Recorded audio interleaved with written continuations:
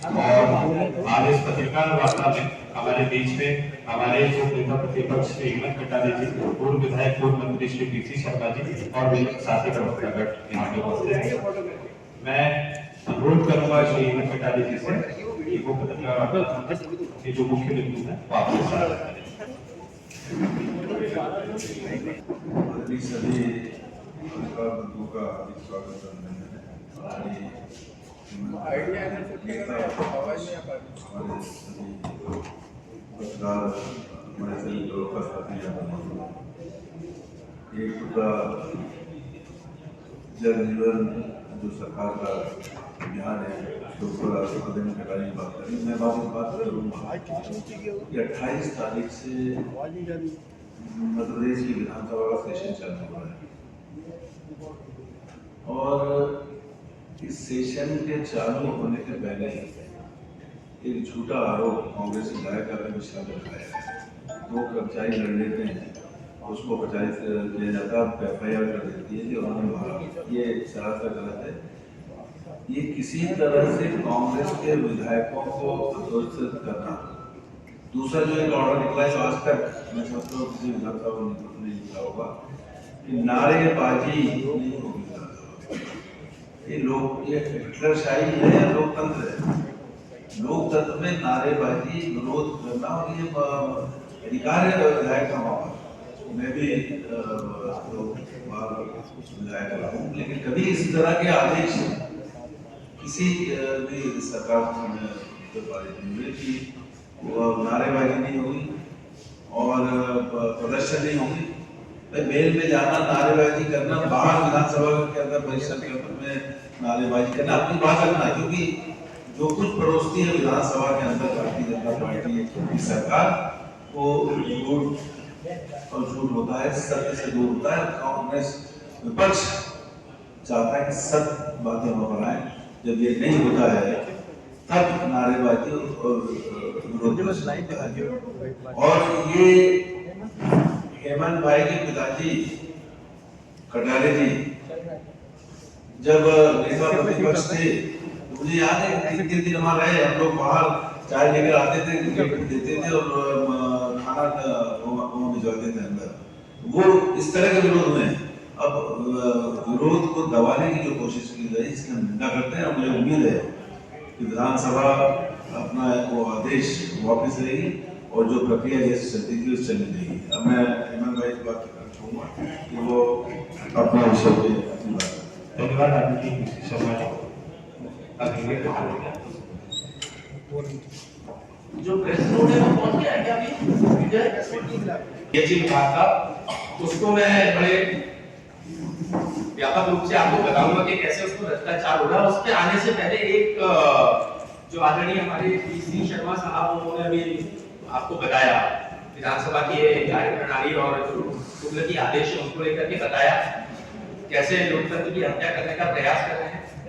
यदि कांग्रेस के विधायक बाबा साहब अम्बेडकर जी के, महात्मा गांधी बापू जी के नारे लगाते हैं बाहर निकल के, तो इनको क्या परेशानी है? बाबा साहब अम्बेडकर जी और महात्मा गांधी जी के नारों से इनको दिक्कत है, स्पष्ट करना चाहिए भाजपा को।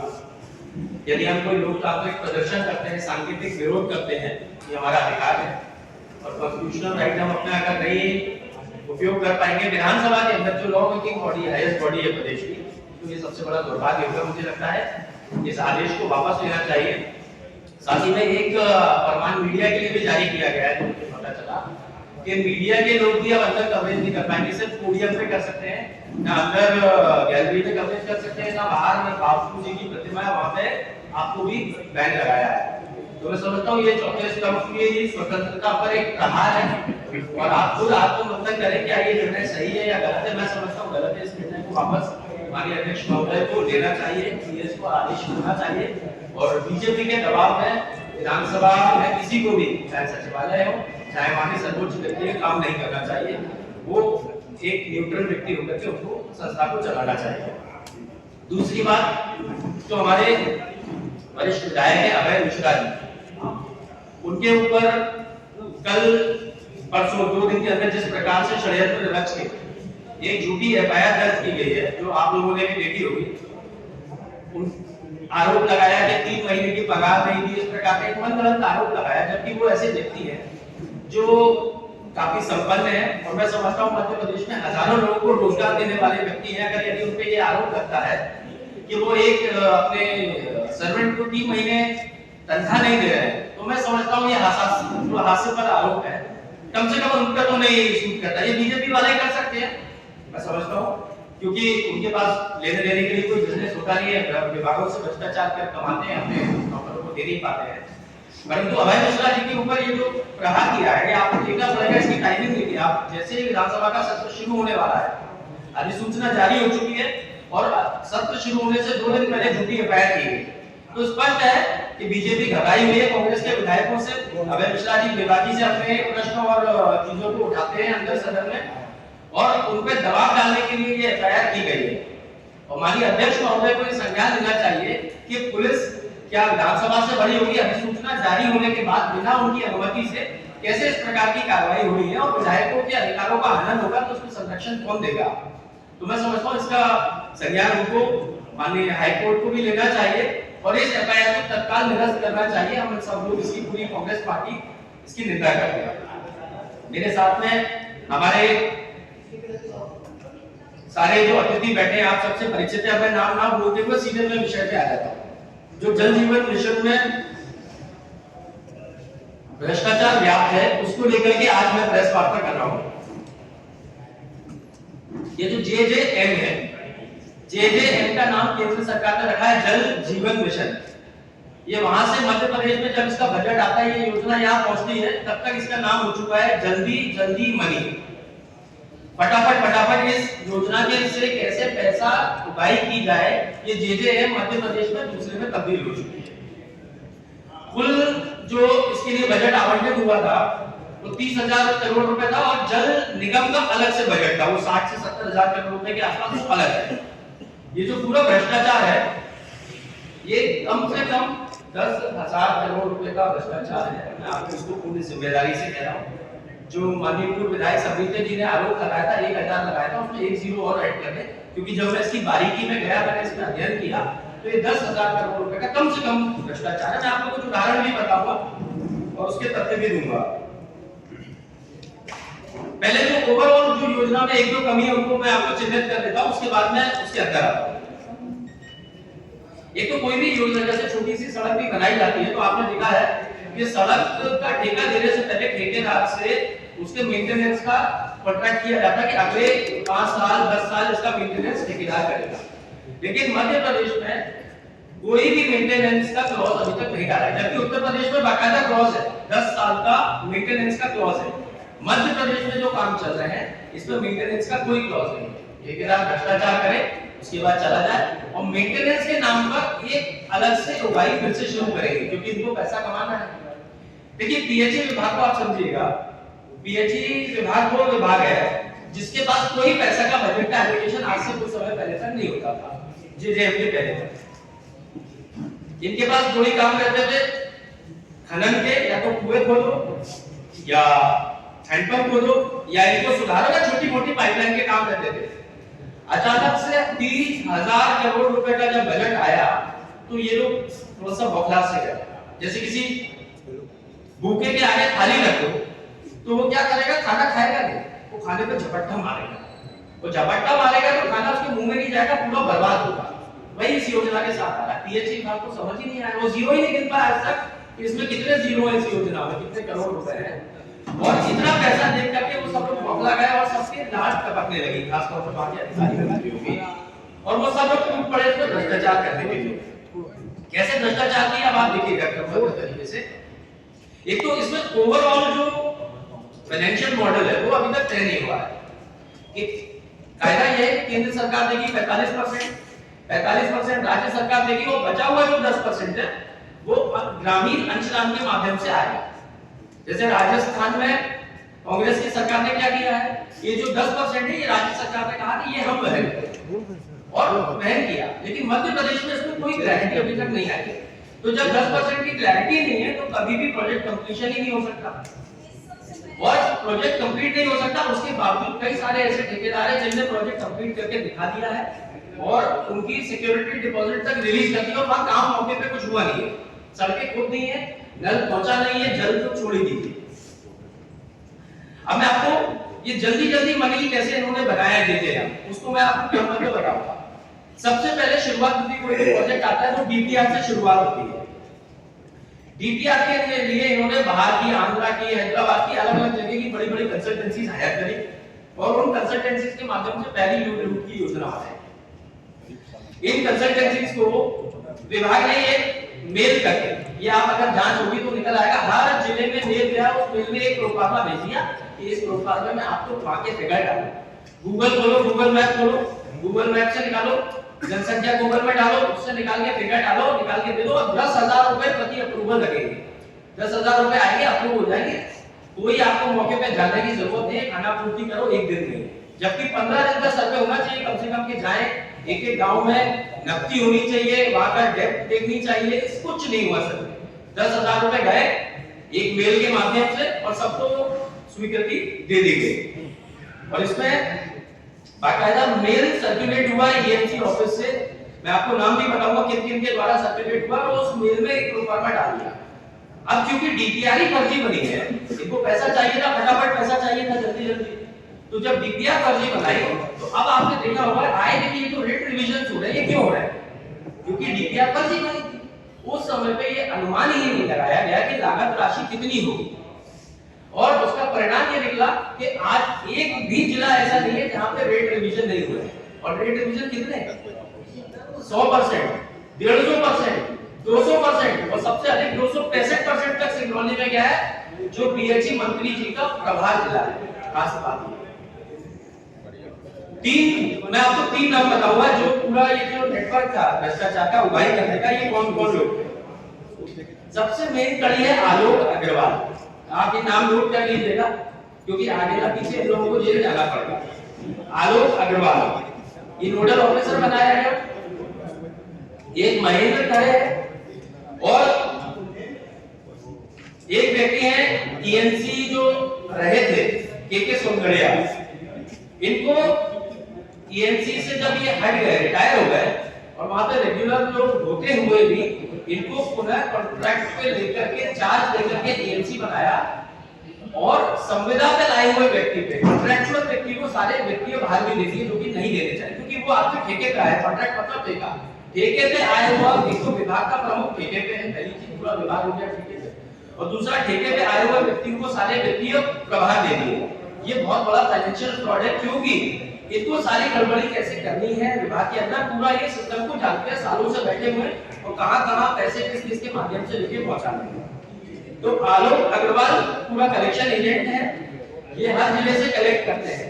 बड़ी योजनाओं में कुछ जगह महेंद्र खरे को छोटे-मोटे बैंक इनको कलेक्ट करने के लिए जाते हैं। ये दोनों लोग कलेक्ट करेंगे, डायरेक्टली ईएनसी को देंगे, और ईएनसी पे बाद में मंत्री, पीएस और ऊपर जो भी जहां तक जाता होगा पूरा ऊपर तक ये पैसा पहुंचता है, और ये खुले पैमाने पे चलते हैं। खास बात यह है कि जो सी जैसे अधिकारी है, सी हो गए, उसके ऊपर उसके नीचे एसी हो गए, इन लोगों को बाईपास किया जाता है। डायरेक्टली आलोक अग्रवाल बात करेंगे नीचे ई से और ठेकेदार से पैसा लेंगे ईएनसी को, और ये सब ऊपर पूरे चैनल डिस्ट्रीब्यूट होता रहेगा। फाइनेंस, हर विभाग में एक फाइनेंस ऑफिसर भी होते हैं, उनको भी बाईपास कर दिया गया, जबकि फाइनेंस ऑफिसर को रखना अनिवार्य होता है। अब मैं आपको 2 उदाहरण बता रहा हूं, ये छोटे-छोटे उदाहरण है, ये सिर्फ इस बात का अनुमान लगाने के लिए है कि ये भ्रष्टाचार कितना बड़ा है, और आपको मैं प्रमाण बताऊंगा कि ये कैसे गड़बड़ी हुई है। आप पहला उदाहरण देखिए, सिल्वर आयोनाइजेशन टेक्निक को यूज किया गया। ये सिल्वर आयोनाइजेशन जो होता है, ये एक ऐसी टेक्निक है जो बिल्कुल फेलियर साबित हुई है। पूरे देश में नहीं, पूरे विश्व में ये सबसे फेलियर टेक्निक साबित हुई है। और मैं आपको इसकी एक आईआईटी की रिपोर्ट दिखा रहा हूं, जो आईआईटी से रिसर्च करवाई थी, एक रिपोर्ट जो मध्य प्रदेश गवर्नमेंट को भी प्राप्त हुई, और आईआईटी के सीनियर पैनल ने, आईआईटी चेन्नई, आईआईटी मद्रास की ये रिपोर्ट है, ये मैं आपके साथ साझा नहीं करूंगा। बाकायदा ये रिपोर्ट में रिसर्च करके बहुत डिटेल में दिया हुआ है। इसके 2-3 बिंदु बस आपको मैं बता देता हूं। इसमें ये कंपैरिजन दिया है डिसइंफेक्टेंट टेक्नोलॉजी के लिए, क्लोरिनेशन सही टेक्नोलॉजी है, ये सिल्वर आयोनाइजेशन।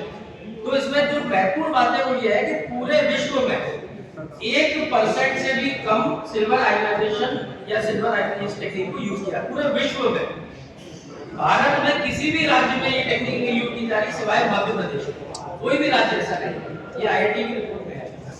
और सबसे बड़ी बात, जो मंत्रालय है, जो हमारा वाटर सप्लाई और सैनिटेशन का जो मंत्रालय है, उसने भी इस टेक्निक को अप्रूव नहीं किया। ये टेक्निक वहां से भी डिसअप्रूव की गई टेक्निक है, मतलब ये टेक्निक बिल्कुल बेहद बर्बाद टेक्निक है।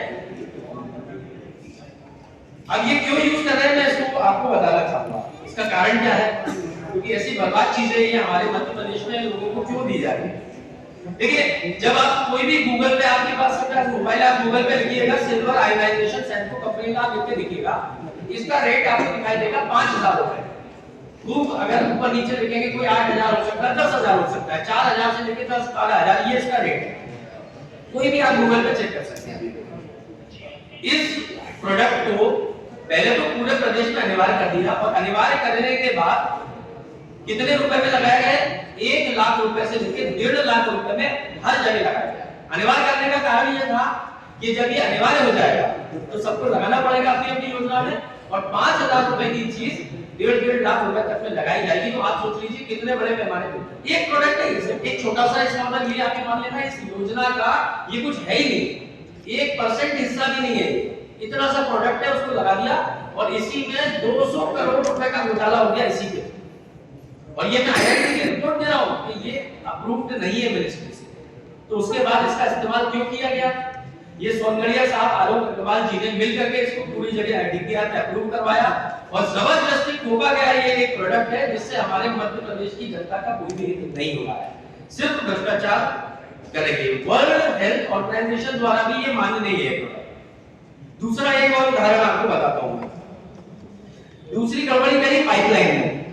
जो पाइपलाइन बिछाई गई है, इसमें जो पुरानी मुख्यमंत्री नल जल योजना चलती थी, कई गांवों में वो चली और फेल हुई, तो पुरानी पाइपलाइनों के बिल लगाकर, लाइक पाइपलाइन पुरानी बिछी हुई थी, वही सड़ी हुई पाइपलाइन लिए उनके नकली बिल बनवाए, और नकली बिल बनवा करके उनको नए सिरे से पास करवा दिया। तो वो सड़ी हुई पाइपलाइनों से पानी पिलाने की योजना बन रही है अलग से। और ये मैं तथ्य इस आधार पर कह रहा हूं कि मैंने एक विधानसभा का प्रश्न लगाया। मुरैना जिले में ये पाया गया, बाकायदा ऑन रिकॉर्ड आया है कि सीपेट का एक फर्जी जो सर्टिफिकेशन होना पाया गया। विधानसभा के रिकॉर्ड में मुझे उत्तर दिया गया है कि मुरैना जिले में ये पाया गया, और उसके लिए जांच समिति गठित कर दी। जांच समिति कोई गठित कर रहे हैं जिनने इसमें पैसा खाया, क्या जांच होता है आप लोग बताइएगा। तो सीपेट के फर्जी सर्टिफिकेशन दिए जा रहे हैं, नकली पाइप लगाओ, सीपेट का एक सर्टिफिकेट बनाओ, मात्र कुछ हजारों रुपए में बन जाएगा, विभाग के अधिकारी को पैसा दो और पास करवा देते। और साथ में दूसरी एक और गड़बड़ी जो पाइपलाइन के साथ करी वो ये की गई है कि देखिए, उन लोगों से पाइप लेना चाहिए था जिनके पास बीआईएस सर्टिफाइड है, जो ब्यूरो ऑफ इंडियन स्टैंडर्ड्स से सर्टिफाइड है, वो सबको अधिकार होना चाहिए। इन्होंने अपने खास लोगों के लिए एक्सपेरिमेंट करवाया और इतनी जटिल कंडीशन उसमें डाल दी कि चुनिंदा 1 या 2 ही लोग अंदर आ पाए पाइप सप्लाई में। वो लोग अंदर आ गए, जो सारे ईमानदार लोग के बाहर हो गए। अब उन्होंने अपनी मनमर्जी के क्वालिटी के पाइप सप्लाई किए, कोई देखने वाला ही नहीं है, क्योंकि जब मोनोपोली हो जाएगी, जब 1 या 2 ही आदमी सप्लाई करेंगे, ऐसा ही सिल्वर आयनाइजेशन में हुआ है, इसकी भी मोनोपोली कर दी, यही पाइप के साथ किया कि मोनोपोली करके 1 या 2 ठेकेदार कर दिए और पूरा का पूरा सप्लाई इन्हीं लोगों के माध्यम से लिया और फर्जी वहां पे आइटम लगाए गए। इन दो चीजों से आप अनुमान लगा लीजिएगा कि ये पाइप और सिल्वर आयनाइजेशन जो छोटे-छोटे हिस्से इनके माध्यम से कितने हजार करोड़ रुपए का घोटाला किया गया। अब आप आइए रेट रिवीजन वाली बात, जो मैंने जो पहले आपको कहा था कि जब डीपीआर सही नहीं बनेगी तो रेट तो कभी ये अनुमान लगाया नहीं जा सकता। अब रेट रिवीजन कितने हुए और कहां का हुआ, मैं आपको सिर्फ 2-3 उदाहरण दे देता हूं। एक जो हमारी माननीय मंत्री महोदय है पीएचई विभाग की संपत्ति अवधि, उनका गृह जिला है मंडला, वहां पे कितना रेट रिवीजन हुआ है? 117%। 117% रेट रिवीजन पीएचई मंत्री के गृह जिले। उनका प्रधान जिला है सिंगरौली, सिंगरौली में रेट रिवीजन हुआ है 265%, क्योंकि वो उनका प्रभार जिला है। ऐसे शिवपुरी में 184% और 50% के ऊपर तो 2-3 दर्जन जिले हैं जहां पे 50% के ऊपर रेट रिवीजन हुआ है। अब नियम क्या कहता है, ये नियम मैं आपको उपलब्ध करवा दूंगा कि जो ईएनसी है, ईएनसी के अधिकार होते हैं 10%। 10% तक रेट रिवीजन कर सकते हैं वो अपने अधिकार क्षेत्र में। यदि इसके ऊपर जाता है तो प्रक्रिया ये कहती है कि उसके बाद रीटेंडर कर दो। ऐसा थोड़ी है कि आप 100 करोड़ की योजना को शुरू करो और खत्म करते करते 300-400 करोड़ पे ले जाओ। ये तो शुद्ध भ्रष्टाचार का खुला उदाहरण है। 100 करोड़ का आप चलिए हम मान सकते हैं 90 हो सकता है, 125 तक जा सकता है, 110 करोड़ जा सकता है। लेकिन माननीय पीएचई मंत्री जी के खुद के प्रभात जिले और गृह जिले में लगभग 200% के आसपास जो है वृद्धि की गई है। तो ये मंत्री जी के संज्ञान में हुआ, तो कहीं ना कहीं मंत्री जी की मौन स्वीकृति है इस भ्रष्टाचार में कि ये रेट रिविजन होने चाहिए। और जो कंसल्टेंट है पहले उनको पैसा दिया गया डीपीआर फर्जी बनाने के लिए और बाद में रेट रिविजन करवाने के लिए फिर से उनको पैसा दोबारा दिया गया, जबकि इन कंसल्टेंट्स के ऊपर एफआईआर की जानी चाहिए कि आपने अनुमान क्यों नहीं सही लगाया, जब पहले ही आपको पैसा ही इसी बात का दिया था कि आप डीपीआर बनाओ। डीपीआर होती है डिटेल्ड प्रोजेक्ट रिपोर्ट, उसमें एक अनुमानित लागत आ जाती है, लेकिन कंसल्टेंट को इनाम मिल रहा है भ्रष्टाचार करने के लिए। मैं मांग करता हूं कि इन कंसल्टेंट्स के ऊपर एफआईआर दर्ज होनी चाहिए। जब ये पूरा भ्रष्टाचार सामने आया तो इन्होंने क्या किया, इन्होंने जो छोटे अधिकारी हैं पीएचई विभाग के, असिस्टेंट इंजीनियर, सब इंजीनियर, जॉइंट इंजीनियर, जो छोटे अधिकारी हैं जिनका कोई रोल ही नहीं है इसमें, जो नीचे अपने छोटे रिपोर्ट्स बना के दे रहे हैं, उन सब लोगों को पूरे प्रदेश भर में नोटिस इशू कर दिया। जबकि रेट रिवीजन के जो अधिकार होते हैं ये टेक्निकल सैंक्शन ईई लेवल से नीचे नहीं दिया जाता। एग्जीक्यूटिव इंजीनियर इसका टेक्निकल सैंक्शन दे सकता है, सीई दे सकता है, ईएनसी ये लोग दे सकते हैं, इसके नीचे का अधिकारी तो दे ही नहीं सकता। ये पीडब्ल्यूडी की मैनुअल में लिखा हुआ है, मैं आपको मैनुअल का वो जो अंश है जिसको मैं बता रहा हूं वो नियम आपको बता दूंगा कि टेक्निकल सैंक्शन कौन दे सकता है। तो मेरी मांग है कि ये एई जेई को प्रताड़ित करना इसको बंद कीजिए, और जो असल में भ्रष्ट अधिकारी हैं ई स्तर के और जो बड़े जिन्होंने वाकई में रेट रिवीजन में फर्जीवाड़ा किया, क्या मंत्री जी के संज्ञान में नहीं कर दिया रेट रिवीजन उनके गृह जिले में हो रहे हैं, मजाक बना रखा है, इन लोगों को नोटिस इश्यू कीजिए ना। अब जो मंत्री को भी अभी बीच में नोटिस इश्यू हुआ था, आपको मालूम है, इसकी भी मैं आपको कहानी बताऊंगा। इसमें सेंट्रल गवर्नमेंट ने एक थर्ड पार्टी इंस्पेक्शन का भी नियम बना रखा है। इप्सॉस करके एक थर्ड पार्टी एजेंसी है जो आएगी और हर जगह जहां पे कंप्लीट हो चुका है वहां पर एक इंस्पेक्शन करेगी। उसको नाम दिया गया HGJ, हर घर जल। लेकिन जब उन्होंने इंस्पेक्शन किया निकला HGC, हर घर छल, कहीं जल नहीं लिखा। और ये उसकी रिपोर्ट में आया है, इप्सॉस की रिपोर्ट में है कि एक तो सबसे आप देखिए मजेदार बात कि इन्होंने बता के इंस्पेक्शन किया, ऐसा नहीं कि औचित्य निरीक्षण नहीं था। इन्होंने इंस्पेक्शन किया तो पहले बताया कि हम 2 दिन बाद आएंगे निरीक्षण करेंगे, उसके बाद भी हमारे बेशर्म अधिकारियों में कोई तैयारी नहीं। निरीक्षण करने के बाद पाया गया कि रिपोर्ट्स में आपको दूंगा, डिस्ट्रिक्ट वाइज जो रिपोर्ट है वो भी आपको उपलब्ध कराऊंगा कि कम से कम 217 तो ऐसी जगह है, गांव है जहां पर HGJ हुआ नहीं, इन्हें घोषित कर दिया लेकिन वहां पे कनेक्शन पहुंचा नहीं। कई जगह ऐसी है जहां नल ही नहीं पहुंचा, पानी तो बहुत दूर की बात है, मैं अभी नल की बात कर रहा हूं, पहले नल आएगा फिर पानी आएगा, तो ना नल पहुंचा ना पाइपलाइन पहुंची, उसको HGJ कागजों में बना दिया। मैं तो चुनौती देता हूं पीएचई मंत्री जी को, सम्मानपूर्वक, महिला है, सम्माननीय है, मैं उनको ये चुनौती देता हूं कि यदि वो मेरे को अनुमति दे या कोई तारीख समय बताए तो उनका जो गृह जिला है मंडला, उसी में औचित्य निरीक्षण एक दिन वो भी चले, मुझे भी साथ में ले चले, चाहे मेरे गृह पे चाहे उनके गृह पे चल के एक तो गांव के निरीक्षण कर रहे थे, वो माननीय मंत्री महोदय दिखा दे, उन्हीं का गृह जिले में कर लेते और कहीं नहीं कर। तो ये स्थिति है पूरे जे जल्दी मनी जो हमारे भ्रष्ट अधिकारियों ने कमाया है। करंट टीएनसी है, अंडमान जी को लाया गया, अंडमान जी ने आपने देखा होगा 21/6 का एक आदेश है जिसमें माननीय मंत्री महोदय के ऊपर जांच बैठा दी है, ये आप सब लोगों ने देखा होगा, ये वो पेपर है, इसमें इन्होंने बाकायदा आदेश दिया और विषय में लिखा भी है, इसमें लिखा भी हुआ है कि जो विभागीय मंत्री है तथा उनके लिए पैसा एकत्रित करने वाले कार्यपालन यंत्री, मतलब उनके लिए पैसा तो एकत्रित हो रहा था, और उस कार्यपालन यंत्री की क्या कहते हैं संपत्तियों की जांच।